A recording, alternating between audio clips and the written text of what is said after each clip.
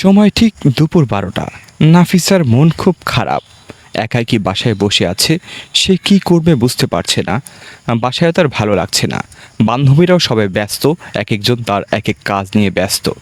তখন দুপুর যেহেতু 12টা, সবাই যে যার কাজে ব্যস্ত, অফিস আদালত স্কুল কলেজ এরকম কাজ। নাফিসা কি করলো, তখন ভাবলো ছাদে যাওয়া যায়।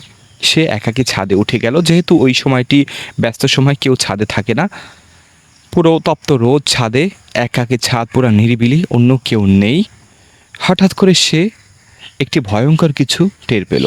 দেখল যে ছাদের এক কর্নারে চিলেকোঠায় একটি ছেলে বসে আছে রেলিংয়ের বাইরে পা দুটো দিয়ে। তখন সে ছেলেটিকে ডাকলো, ডাকার সাথে সাথে উধাও হয়ে গেল। এরপরে সে আবার কাছে গেল, ভাবলো নিচে পড়ে সুইসাইড করলো কিনা। নিচে আশেপাশে কাউকে দেখলো না। এরপরে সে বাসায় এলো। বাসায় আসার পরে সেদিন থেকে অদ্ভুত আচরণ করতে লাগলো।